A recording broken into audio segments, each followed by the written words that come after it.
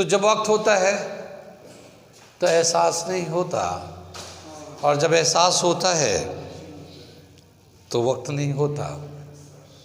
मैं साबिर अली और आप देख रहे हैं ILCC अली क्लासेस, और अभी हम लोग कर रहे हैं numerical based on electric field. पिछला क्लास भी किया था न्यूमेरिकल, आगे भी करने जा रहे हैं। वो न्यूमेरिकल जो अच्छे न्यूमेरिकल सब वो हम लोग करके दिखा रहे हैं बच्चों को, ताकि वो उन्हें करने का एक कॉन्फिडेंस डेवलप हो। क्वेश्चन को पढ़ना और कौन सा इन्फॉर्मेशन दे रखा और कौन सा फॉर्मूला हम लोग यूज़ करेंगे, जब एक दो बार जब देखेंगे करके, तभी जाके वो खुद से नए क्वेश्चन कर पाएंगे। तो इसलिए हमने कुछ क्वेश्चन जो ठीक है, अच्छे हैं, स्टैंडर्ड है, उन्हें हम करके दिखा रहे हैं। अगला क्वेश्चन हम लिखने जा रहे हैं। देखिए क्या है क्वेश्चन। ये हम लोग क्वेश्चन कर रहे हैं, पढ़ के सुनाता हूँ मैं ये क्या क्वेश्चन है। ये an infinite number of charges each equal to q are placed x axis at x is equal to 1, x is equal to 2, x is equal to 4, x is equal to 8 and so on. ऐसे हमारे charges चलते रहेंगे। Find the electric field due to this set of charges at O। At O है ये, eight O origin, ठीक है ना। Solution कर रहे हैं हम लोग, तो इसको जरा फिगर बनाते हैं। ये क्या दे रखा है कि हम लोग सपोज करते हैं ये हमारा एक ओरिजिन है, और यहाँ पे टेस्ट चार्ज होगा। ज़ाहिर है इलेक्ट्रिक फील्ड टेस्ट चार्ज से निकालते हैं, तो यहाँ से x इज इक्वल टू 1 पे एक चार्ज है q, x is equal to 2 पे एक चार्ज है q, x is equal to 4 पे एक चार्ज है q, ठीक है ना। x इज इक्वल टू 8 पे x चार्ज है q, और ये ऐसे ही चलता रहेगा बिल्कुल इन्फिनिटी तक। इन सभी चार्ज से यहाँ पे कितना इलेक्ट्रिक फील्ड होगा ये बताना है, ठीक है ना। तो हम लोग प्रिंसिपल ऑफ सुपरपोजिशन के हिसाब से हम लोगों ने पीछे पढ़ा था, इलेक्ट्रोस्टैटिक कूलम फोर्स में भी किया था इस तरह के सवाल, ठीक है। तो क्या हुआ, इससे यहाँ पे फोर्स, इससे यहाँ पे फोर्स, इससे यहाँ से फील्ड, इलेक्ट्रिक फील्ड निकालेंगे, ठीक है।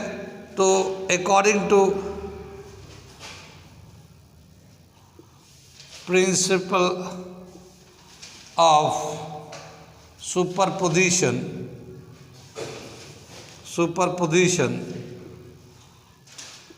The net force, net electric field, बल्कि इलेक्ट्रिक फील्ड निकालना ना, net electric field at O is given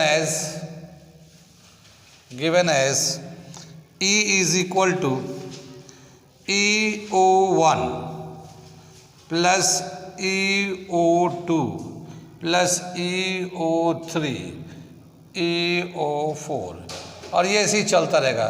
क्या मतलब हुआ, electric field at origin due to first charge, electric field at origin due to second charge, electric field at origin due to third charge, fourth charge, fifth charge, ऐसे पूरा आता रहेगा, ठीक है ना। इलेक्ट्रिक फील्ड का फॉर्मूला होता है KQ/R², ठीक है ना, KQ/R²। यहाँ से हम लोग इसको लेते हैं, तो E is equal to KQ/R1²।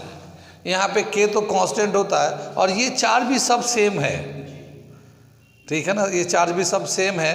तो Q, और यहाँ से यहाँ तक का डिस्टेंस जो है ना R1² कर लिया है, बल्कि इसको x1 कर लेते हैं, x एक्सिस के टर्म में दे रखा है, तो x1², KQ/x2², KQ/x3², KQ/x4², और ये चलता रहेगा इन्फिनिटी तक, ठीक है। पीछे वाले बच्चों को समझ में आ रही है, ठीक है ना।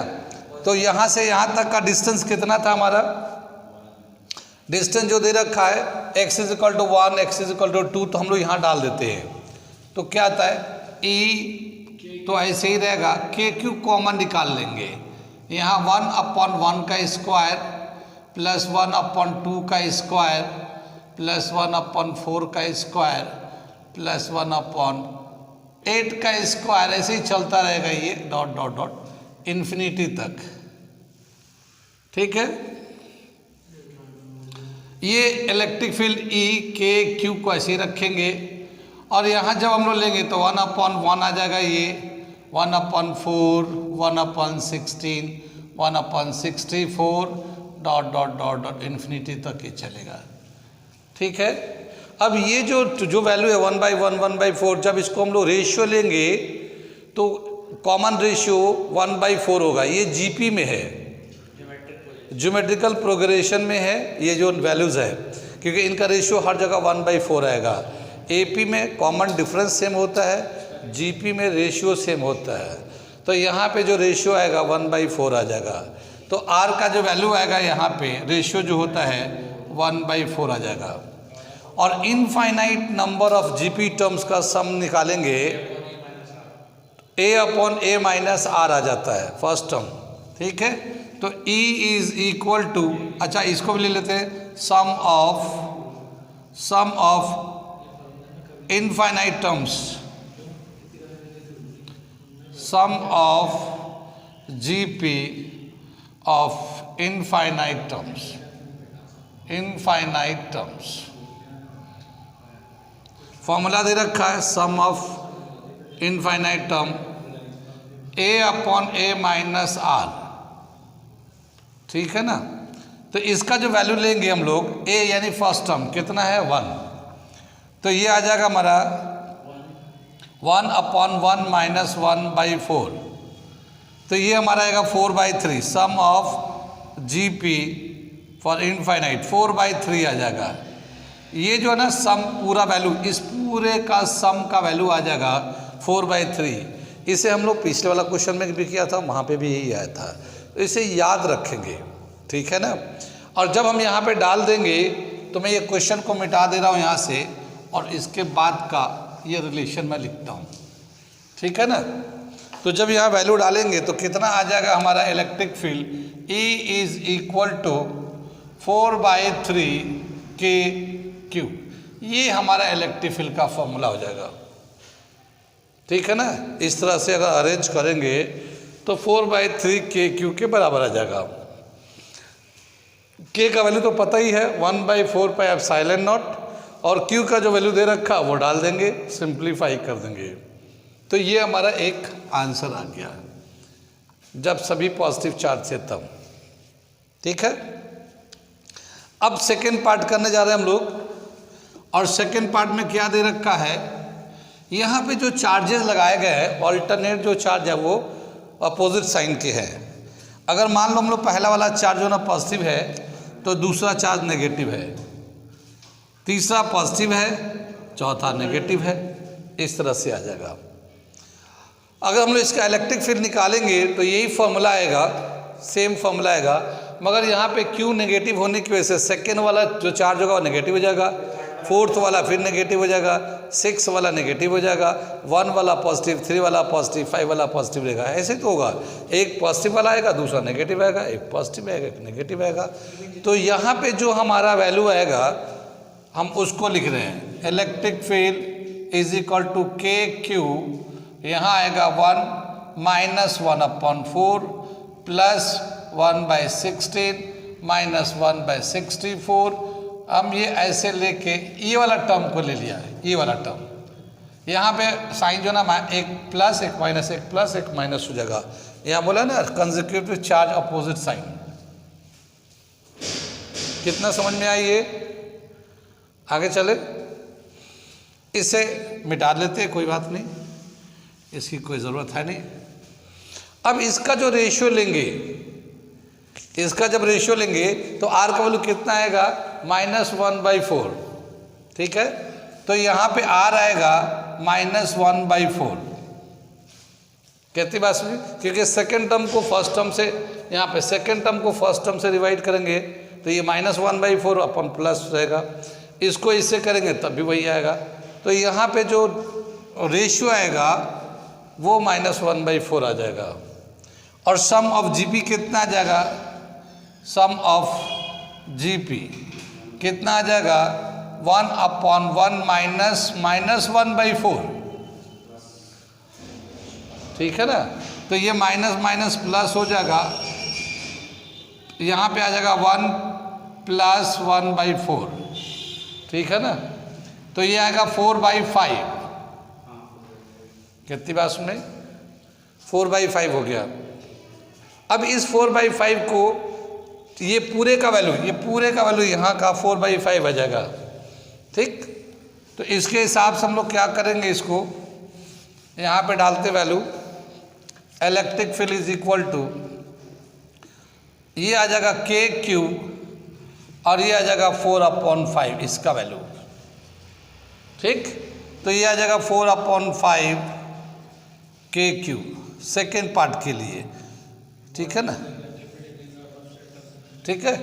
यहाँ है 4/3 जब सेम साइन था, और ये है 4/5 जब अपोजिट साइन है। तो ये याद रखने वाली बात है, क्योंकि K का वैल्यू हमें पता है। अगर होल वैल्यू लेते हैं तो 9 × 10⁻9 होता है, और अगर रिलेशन लिखेंगे तो 1/4πε0, 4 से 4 कैंसिल भी हो सकता है। तो रिलेशन भी पूछ सकता है। जैसे मैं इसको अगर रिलेशन में लिखना चाहूँ इसको, तो इसे क्या लिख सकते हैं, 4/5 1/4πε0, और Q तो Q है तो 4 से 4 कैंसिल हो जाएगा। तो क्या आ जाएगा, Q/5πε0, ये भी रिलेशन हो सकता है। ऐसे ही यहाँ पे आएगा Q/3πε0, तो इस तरीके से भी चेंज हो सकता है। ये वाला वैल्यू ये आ जाएगा कितना, Q/3πε0, इसको चेंज करेंगे तो ये आ जाएगा इलेक्ट्रिक फील्ड का, ठीक है ना। तो इस तरह से भी सवाल पूछ सकता है, ये भी सवाल हो सकता है, या फिर इसका वैल्यू निकालने के लिए भी हो सकता है। तो अब इतना करेंगे नहीं हम लोग, खाली ये पता कि x = 1, x = 2, x = 4, अच्छा GP बन गया तो हमें ये शॉर्ट फॉर्मूला है, इसमें डाल दो और वैल्यू निकाल लो, ठीक है। तो ये एक अपना शॉर्ट फॉर्मूला भी आ गया, कंसेप्ट से भी आ गया, दोनों आ गया, पॉजिटिव नेगेटिव दोनों आया हुआ है, ठीक है ना। तो कोई भी आ गया तो ये कर सकते हैं। अगला क्वेश्चन करने जा रहे हैं, लिखने जा रहे हैं, इसे नोट कर लिए। क्वेश्चन हम लोग लिखे हैं, इसको देख रहे हैं, ठीक है। A simple pendulum consists of a small sphere of mass m suspended by a thread of length L, ठीक है, length L, mass m. The sphere carries a positive charge Q and the positive Q. The pendulum is placed in a uniform electric field of strength E, directed vertically upward. With what period will the pendulum oscillate? If the electrostatic force acting on the pendulum is less than gravitational force. ठीक है, थोड़ा हम लोग diagram बना के देखते हैं और उसको समझते हैं। क्या बताया कि एक पेंडुलम है, और इस पेंडुलम का जो बॉब है, इस पे जो है मास है, इसका मास दे रखा m है, और इस पे चार्ज जो है ना Q है, ठीक है। इसको अर्थ खींच रहा होगा अपनी तरफ से, m × g फोर्स, ये ग्रेविटेशनल फोर्स लग रहा है डाउनवर्ड डायरेक्शन में। लेकिन एक इलेक्ट्रिक फोर्स लगाया गया है, इलेक्ट्रिक फील्ड लगाया गया जिसका डायरेक्शन जो है अपवर्ड है, ये ठीक है ना, इलेक्ट्रिक फील्ड जो है ना अपवर्ड है ये। लेकिन ये ग्रेविटेशनल पुलिंग से कम है, जो अर्थ खींच रहा उससे कम है, ठीक है। तो इस पे जो चार्ज है और ये जो फील्ड है, इसकी वजह से एक अपवर्ड फोर्स लगेगा, क्योंकि ये पॉजिटिव चार्ज है। इस पे जो चार्ज है वो पॉजिटिव चार्ज है, पॉजिटिव Q है, बात समझ रही है। और अर्थ का जो इलेक्ट्रिक फील्ड होता है वो पॉजिटिव चार्ज की वजह से होता है, तो ये नीचे से ऊपर की तरफ एक फोर्स लगाएगा। लेकिन ये जो इलेक्ट्रोस्टैटिक फोर्स होगा जो अपवर्ड डायरेक्शन में होगा, ग्रेविटेशनल फोर्स के कम है, ग्रेविटेशनल फोर्स से कम है। इसका मतलब नेट जो फोर्स होगा डाउनवर्ड डायरेक्शन में होगा, ठीक है ना। हाँ, तो नेट जो फोर्स लगेगा तो उसका डाउनवर्ड होगा। तो इसको हम लोग सोल्यूशन लेते हैं, सोल्यूशन जब करेंगे तो देखते हैं क्या क्या इसमें आता है। क्या दे रखा है, the electrostatic force, electrostatic static force in upward direction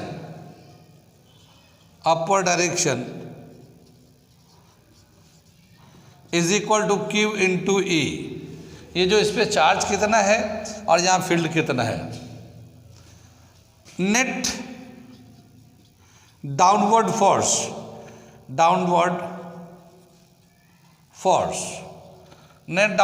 कितना हो जाएगा। ग्रेविटेशनल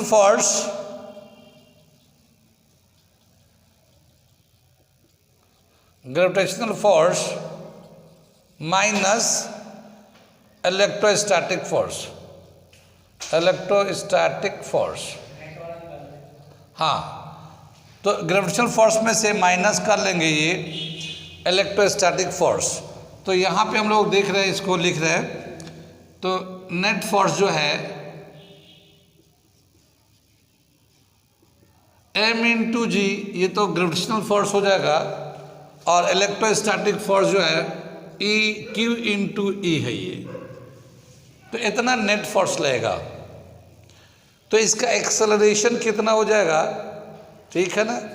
एक्सेलरेशन तो यहाँ पे m g डैश आ जाएगा, m इंटू जी डैश, क्योंकि g जो है ना, अब नेट g कम आएगा, मास तो चेंज नहीं होता लेकिन g कम आ जाएगा। तो ये m g dash is equal to m g minus Q E, और g dash is equal to m g minus Q E upon m। ठीक है, दोनों को सेपरेट कर लेंगे। तो ये g डैश जो होगा, g डैश जब ये सेपरेट करेंगे तो g minus Q E upon G, ये ऐसे आ जाएगा g डैश का वैल्यू। ठीक है ना, ये ओरिजिनल g था और ये क्यू ई अपॉन जी से डिवाइड कर देंगे। अब क्या होता है, जो पेंडुलम का टाइम पीरियड होता है उसका क्या फॉर्मूला होता है। Time period of pendulum, time period of pendulum t is equal to 2 pi root L upon G आता है। इफेक्टिव जी, जो इफेक्टिव जी है हमारा, तो अभी हमारा इफेक्टिव जी जो है जी डैश ले लिया हम लोगों ने, ठीक है ना। t is equal to 2 pi root L, और जी डैश का जो वैल्यू है ये पूरा है, तो हम लोग क्या लिखेंगे, g minus Q E upon G, Q E upon G. ये हमारा अब टाइम पीरियड हो जाएगा। ये आगे चले हम लोग, हमें याद है हम लोग वहाँ पे भी करते थे, जो एक्सेलरेशन निकाल रहे थे कल हम लोगों ने, तो क्या निकालते थे, a is equal to q E upon m, है ना, ये हम लोग लेते थे। ठीक है ना, force is equal to mass into acceleration, तो एक्सेलरेशन निकालते थे। यहाँ पे जो है हम लोगों ने क्या कर दिया, ये यहाँ पे m आएगा यार, देखो। हाँ, ये तो m में से, इस वाले में तो m आएगा ना, ये हमने गलत लिख दिया। ठीक है ना, ये m आ जाएगा, बात समझ में आ रही है। नहीं, इसको हमने सेपरेट किया, ये मैं फिर से दिखा दूँ सर करके। ये क्वेश्चन को मिटा दे रहा हूँ, जो आप लोगों को जहाँ पे कंफ्यूज रहे वो हम बता रहा हूँ। ठीक है ना, ये जो था हमारा g dash is equal to M G minus Q E upon m। अब इसको M G upon m minus Q E upon m अलग अलग कर दिया। ये फिर m से m कैंसिल हो जाएगा, और फिर ये g डैश जो है g minus Q E upon m, ये हमारा वैल्यू आ जाएगा। ठीक है ना, वो हमें m था, हमने g कर लिया था, गलती से लिखा गया वो। ठीक है ना, आगे चले हम लोग, तो ये हमारा आ गया। अब देखिए ये जो है ये a के बराबर है, ठीक है ना, बात सुन में आ रही है। तो ये हम लोग a भी लिख सकते हैं। जब भी कभी कोई, हम लोग याद है कि जब कोई चीज़ नीचे जाता है डाउनवर्ड मूव करता है एक्सेलरेटेड, तो उसका अपरेंट वेट कम हो जाता है। और जो अपवर्ड जाता है, जैसे लिफ्ट में हम लोग एक क्वेश्चन किए थे, जब अपवर्ड जाते हैं तो अपरेंट वेट बढ़ जाता है, और जब नीचे जाते हैं एक्सेलरेशन से तो घट जाता है। तो यहाँ पे जब ऊपर जाता है G+A हो जाता है, और जब नीचे जाता है G-A हो जाता है। तो ये ए की जगह पे है। इसको अगर हम लोग याद रखना चाहें तो दूसरे फॉर्मेट से याद रख सकते हैं। T = 2π√L upon G-A, where A is equal to this. तो A को हम लोग चाहें तो QE/M इससे रिप्लेस कर सकते हैं। तो ये याद रखने के लिए आसानी है, ठीक है ना। कितनी बात सुनाई, L/G-A, ठीक है। और A की जगह P वैल्यू डाल सकते हैं, डायरेक्ट भी याद रख सकते हैं। तो ये हमारा फॉर्मूला हो गया यहाँ पे, जब इलेक्ट्रिक फील्ड लगाते हैं तब की बात है। कितनी बात सुनाई। अगर यही इलेक्ट्रिक फील्ड, ये देख लीजिए, ये तो अपवर्ड डायरेक्शन में लगा रहे थे, अगर नीचे की तरफ लगाए तो क्या हो जाता, तो यहाँ पे प्लस हो जाता है ये। हाँ, ये इलेक्ट्रिक फील्ड अपवर्ड डायरेक्शन में लगा रहे हैं, अगर इलेक्ट्रिक फील्ड डाउनवर्ड कर देते तो ये नीचे की तरफ और ज़्यादा हो जाता, तो प्लस हो जाता है ये।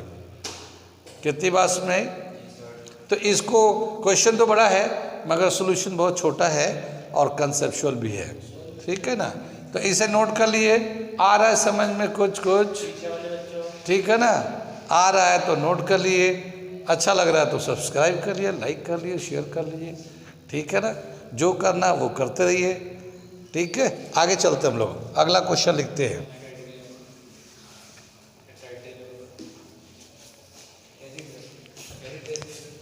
ब्लैक। ये देखिए अगला क्वेश्चन हम लोग कर रहे हैं, क्या दे रखा है।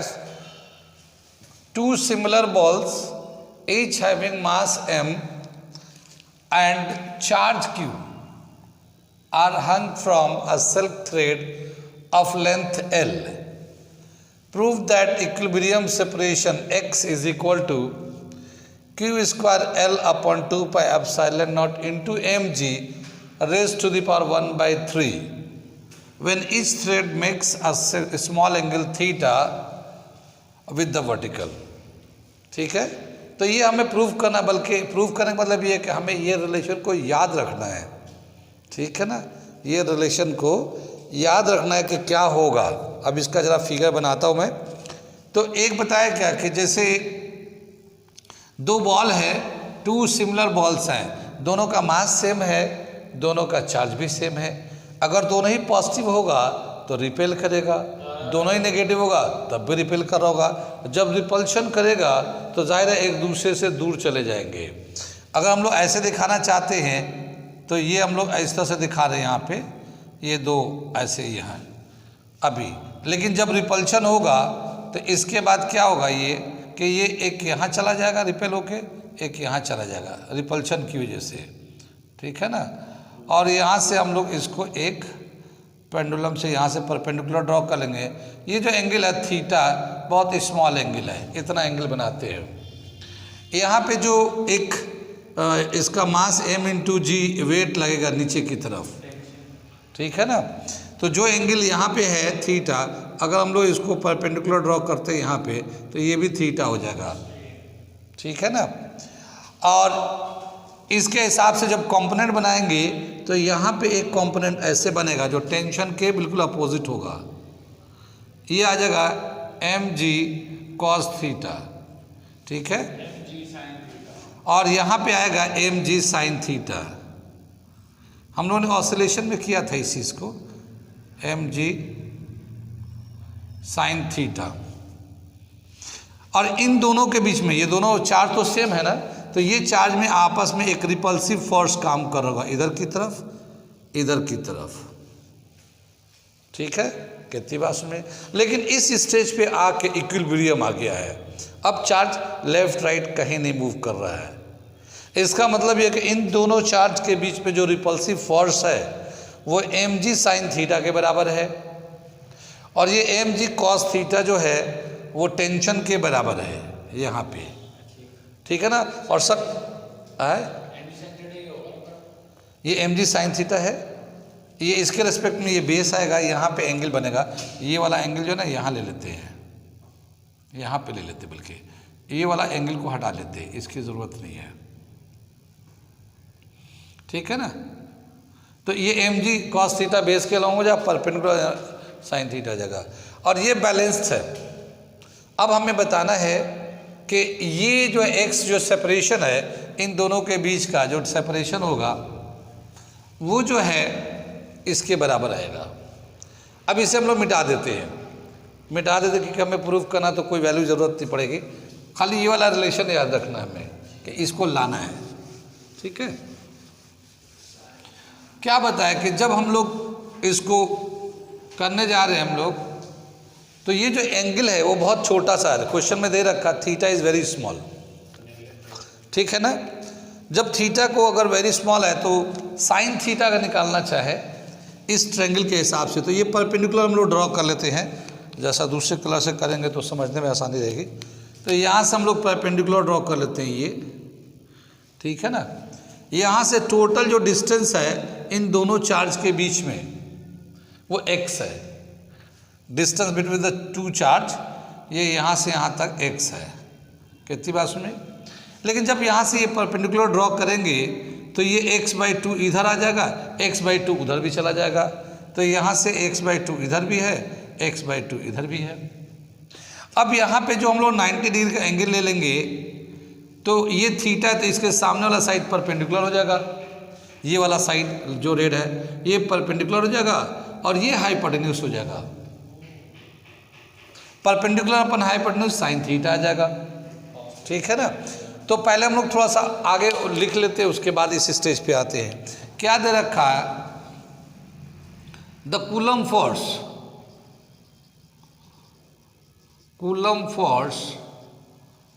between the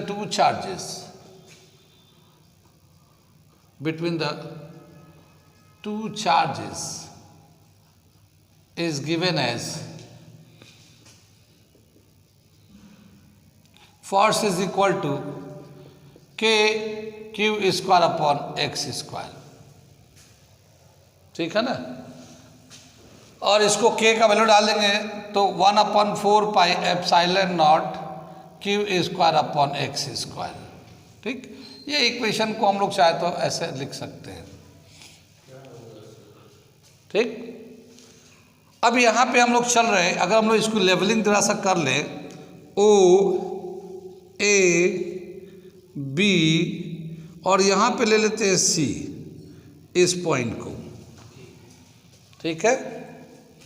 यहाँ पे क्या बताया कि ये जो साइन थीटा होगा इन ट्रायंगल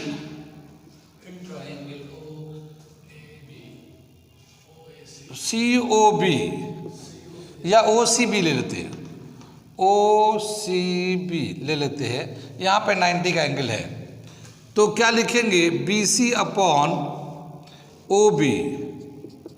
ये थीटा के सामने 90 का, थीटा के सामने वाला परपेंडिकुलर होता है, तो ये साइन थीटा हो जाएगा ये, ठीक है। ये जो लेंथ है OB ये L है, लेंथ ऑफ द पेंडुलम का जो लेंथ है, तो BC का जो वैल्यू है x/2 है और OB का जो वैल्यू है L है, और ये हम लोगों ने थीटा ले लिया। कितनी बात सुनी, क्योंकि sine theta is equal to theta because it is since it is very small, since theta is very small then sine theta is equal to theta कर लिया। तो x का वैल्यू कितना आ जाएगा हमारा, x इज इक्वल टू यहाँ पे जो है 2L इंटू थीटा आ जाएगा। कुछ बात में 2 तो यहाँ आएगा, यहाँ पे 2L इंटू थीटा आ जाएगा, 2L इंटू थीटा x का वैल्यू आ जाएगा। ये कितनी बात सुन में, ये हमारा x का रिलेशन आ गया। आगे बोला क्या कि अगर हम लोग यहाँ पे देखते हैं इस कंडीशन में, तो इस कंडीशन में जो है ये जो टोटल फोर्स लग रहा है इन दोनों के बीच में, और ये जो यहाँ पे जो फोर्स लग रहा है वो mg sin थीटा उसे बैलेंस कर रहा होगा। तो एट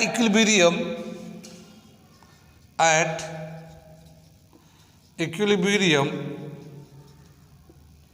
ठीक है ना, mg sin theta, mg sin theta is equal to, ये वाला फिर आ जाएगा 1/4 pi epsilon naught q square upon x square, ठीक है।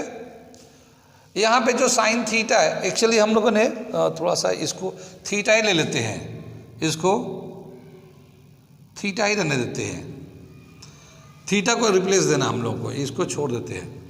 x is equal to 2l theta, इसे ले लेते हैं, ये ऐसे ही रहने देते हैं। mg साइन थीटा आ गया, ठीक है ना, और साइन थीटा को हम लोग थीटा भी लिख सकते हैं, ठीक है, और थीटा की जगह पे x/2l लिख सकते हैं, ठीक है ना। एक मिनट,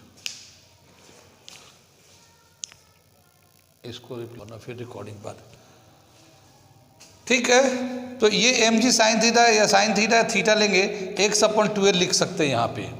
तो हम यहाँ पे वैल्यू डाल देते हैं mg, और ये x/2l ले लेते हैं, ठीक है ना। 2l is equal to 1/4 pi epsilon naught q square upon x square, ठीक है। आगे क्या बताया कि ये जो हमें चाहिए क्या, x का रिलेशन चाहिए, याद है ना, x is equal to this much. तो ये एक्स स्क्वायर को यहाँ ला लेते हैं, बाकी सारे टर्म्स को उधर ले जाते हैं। तो ये हो गया एक्स क्यूब, ये इसको इधर आएगा तो एक्स क्यूब हो जाएगा, और ये आएगा 1/4 pi epsilon not cube square, और ये 2l ऊपर चला जाएगा और mg नीचे आ जाएगा, ठीक है ना। कितनी बात सुन भाई, ये 2 से 2 कैंसिल हो जाएगा, ये 2 से 4 कैंसिल हो जाएगा बल्कि, ठीक है। और ये एक्स क्यूब का वैल्यू हो जाएगा cube square l upon 2 pi epsilon naught m into G, ठीक है। और इस x का हटाएंगे क्यूब पर, तो उधर क्यूब रूट पड़ जाएगा। तो x is equal two cube square l 2 pi epsilon not into mg, ये नीचे ही है, और ऊपर में पावर आ जाएगा 1/3 क्यूब रूट। ये हमें प्रूफ करना था, ठीक है। तो इससे जो है याद रखना पड़ेगा, और कभी कभी ऐसा होता ना कि ये प्रूफ करके ऐसे ही आएगा, हमेशा यही रिलेशन आएगा, इक्विलिब्रियम में आएगा। तो जो सेपरेशन जो है इन दोनों चार्ज के बीच का जो डिस्टेंस होगा वो इसके बराबर होगा। इसको हम लोग चाहें तो एक और तरीके से लिख सकते हैं, देखो 2 से ऊपर नीचे मल्टीप्लाई कर देते हैं, ठीक है ना। हम दूसरे फॉर्म में लिख रहे हैं, तो 2 से जब ऊपर नीचे मल्टीप्लाई, तो 2 Q square l upon 4 pi epsilon not into mg, इसके ऊपर 1/3 का पावर है।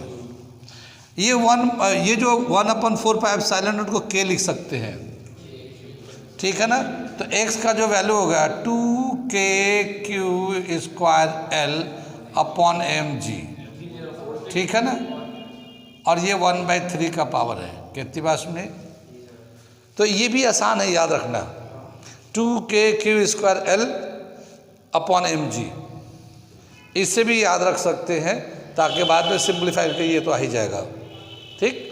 तो ये हो गया दोनों चार्ज के बीच का जो सेपरेशन होगा, जब हम उसे निकालेंगे तो इतना फॉर्मूला होगा, और ये हमेशा ही होगा। जब भी कभी दो चार्ज को अगर 2 थ्रेड से लटकाएंगे, रिपल्शन की वजह से हमेशा ही होगा इतना। कितनी बात समझ में आ रही है, ठीक है ना। नोट कर लीजिए, फिर अगला क्वेश्चन करने जा रहे हैं हम, ठीक है। इसे मिटा रहा हूं मैं,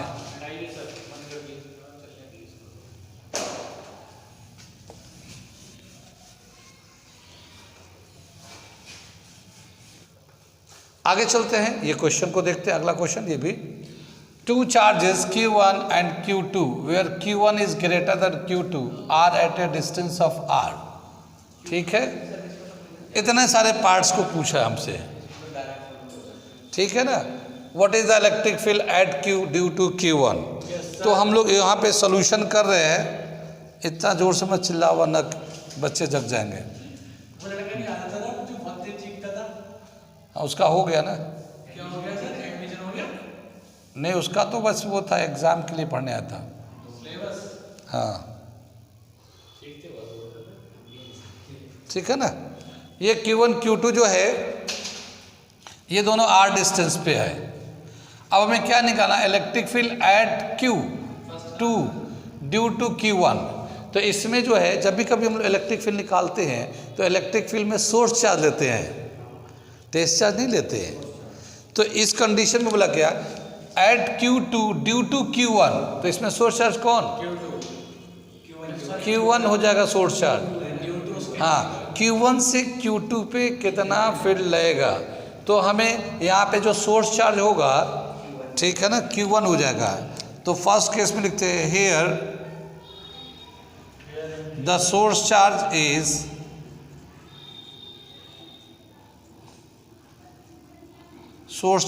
is Q1।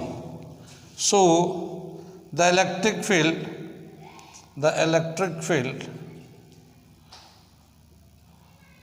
at Q2 due to Q1 is, यहाँ पे लिख लेते हैं, यहाँ पे E is equal to K Q1 upon R square. ठीक है ना, ये फर्स्ट पार्ट हो गया। सेकेंड पार्ट में जाएंगे तो देखिए क्या लिखा सेकेंड पार्ट में, electric field at Q1 due to Q2, तो सोर्स चार्ज कौन सा हो जाएगा, Q2 हो जाएगा। ठीक है, द इलेक्ट्रिक फील्ड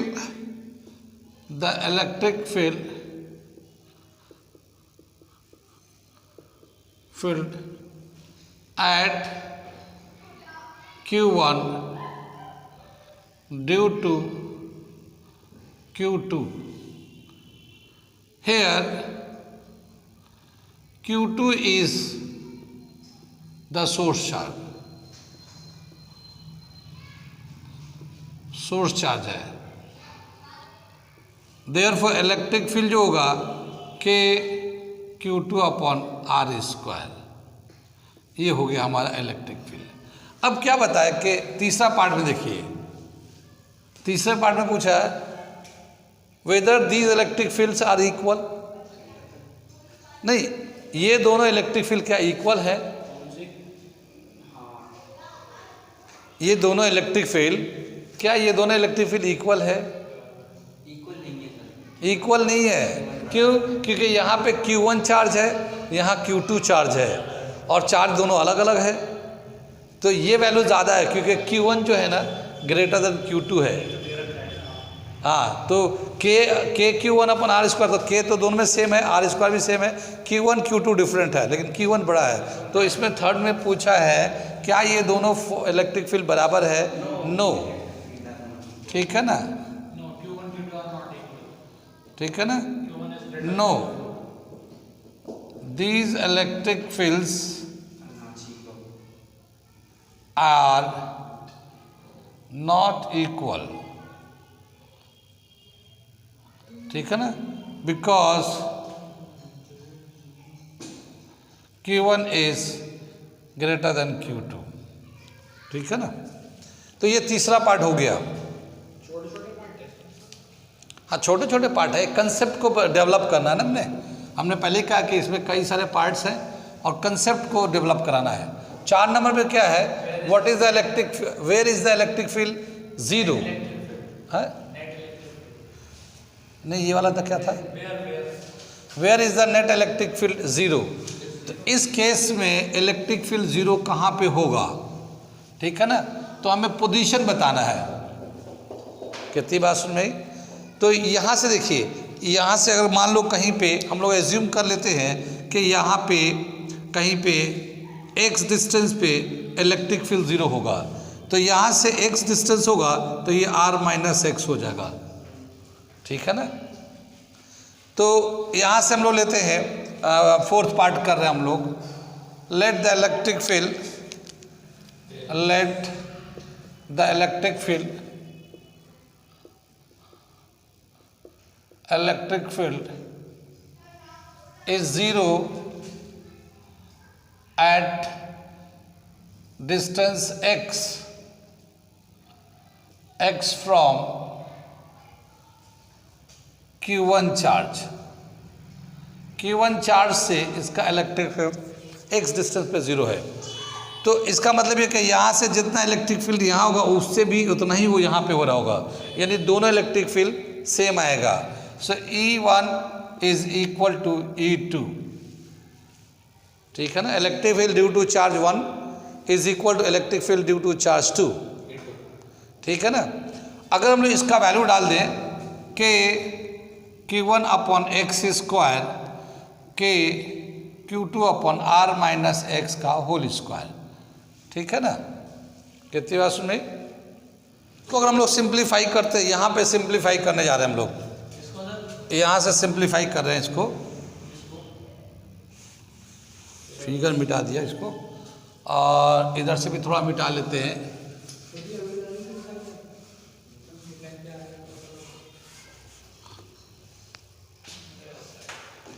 यहाँ से कर रहे हैं हम लोग इसको, देखिए कैसे के कैंसिल हो जाएगा, ठीक है ना। कैसे के कैंसिल हो जाएगा। यहाँ पे यहाँ से लेके आते हैं Q1 अपॉन Q2 जो होगा वो x square upon R minus x का होल स्क्वायर हो जाएगा, ठीक है। इन दोनों को कॉमन स्क्वायर कर लेंगे। Q1 upon Q2 x R minus x का कॉमन स्क्वायर कर लिया, ठीक है। इस x को इधर स्क्वायर को इधर लाएंगे तो Q1 अपॉन Q2 रूट में ले लेंगे और ये x upon R minus x, ये हमारा फॉर्मूला हो जाएगा, ठीक है ना। अब अगर हमें चार्ज दिया हो और डिस्टेंस भी दिया हो तो इसका पोजीशन आराम से निकाल सकते हैं, क्योंकि ज़्यादा दो चार्ज दिया होगा, उसका मैग्नीट्यूड दिया होगा, फिर उसके बीच का जो डिस्टेंस है वो भी दिया होगा। तो यहाँ पे चार्ज डालेंगे, कैंसिल करेंगे, रूट ले लेंगे उसका। जैसे मान लो ये Q1 16 माइक्रोकूलम है, कितना 16 माइक्रोकूलम है Q1, और Q2 जो है ना 9 माइक्रोकूलम है। 4/3 आ जाएगा, 4/3 आ जाएगा। अब अगर मान लो ये जो है ना R का वैल्यू 12 सेंटीमीटर दे रखा है, मान लिया, तो फिर हम लोग क्रॉस मल्टीप्लाई करके सिंप्लीफाई करके x का वैल्यू निकाल सकते हैं। कितनी बात सुनाई। आगे चले पीछे चले, आगे चलेंगे तो इस वाले फॉर्मूले से हम लोग पोजीशन निकाल सकते हैं। आगे क्या बोला, क्या कि अगला जो क्वेश्चन दे रखा, if Q1 is positive and Q2 is negative the electric field is 0 at. अगर एक को पॉजिटिव एक को नेगेटिव ले लें, ठीक है ना। यहाँ पे एक चीज़ और हम मेंशन करना चाह रहे थे, the electric field will be 0 near to smaller charge. The electric field will be 0 nearer to the smaller charge. जैसे हम लोग इलेक्ट्रिक फोर्स किए थे इलेक्ट्रोस्टैटिक में, हाँ ऐसे ही बोला गया। अब जैसे मान लो 16 कूलम, ये तो Q1 ज़्यादा है, Q2 से सवाल में दे रखा था, तो हमारा जो पोजीशन होगा जहाँ पे इलेक्ट्रिक फील्ड 0 होगा वो किसके करीब होगा, Q2 के करीब होगा। अगर मान लो 12 सेंटीमीटर हमने R ले लिया, 12 सेंटीमीटर R ले लिया, तो ये जो नल पॉइंट जहाँ पे इलेक्ट्रिक फील्ड 0 होगा Q2 के करीब होगा, यानी कि Q2 के करीब यानी कि 6 से कम आएगा, माने कि 6 का 12 का हाफ होगा 6 मिड पॉइंट हो जाएगा। तो 6 तो मिड बिल्कुल मिड है, Q2 के करीब का मतलब Q2 से 4-5 के आसपास होगा, और इधर से Q1 के लेंगे तो 7-8 के करीब होगा। वो बात समझ में आ रही है, करके दिखाऊं समझ में या समझ में आ रही है। जैसे इसको जो है ना यहाँ से मान लो 12 है और इसका चार्ज तो ज़्यादा है इससे, तो ये बीच में नहीं आएगा नल पॉइंट, ये इधर कहीं आएगा, ठीक है ना। तो Q1 से दूर होगा और Q2 से करीब होगा, ठीक है ना। तो यहाँ पे लिखेंगे x will be near to smaller charge.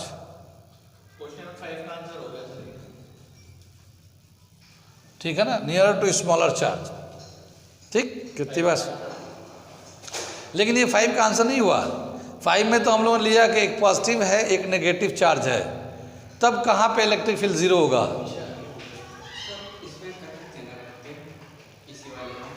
इसमें क्या, हाँ तो नेगेटिव पॉजिटिव बता रहा हूँ। अब मान लो ये हमें पॉजिटिव ले लिया है, ये तो पॉजिटिव है ना, ये नेगेटिव है, तो इसके बीच में कहीं भी इलेक्ट्रिक फील्ड जीरो नहीं होगा, बाहर होगा। कहाँ होगा बाहर, नियर टू स्मॉलर चार्ज। तो Q2 जो है स्मॉलर है, इसके बाहर यानी कि इधर पे कहीं पे आएगा। है? हाँ, नहीं तो इसमें क्या करते हैं, E1 plus E2 is equal to 0 लेते हैं, क्योंकि इसमें E1 is equal to E2 लिखा था।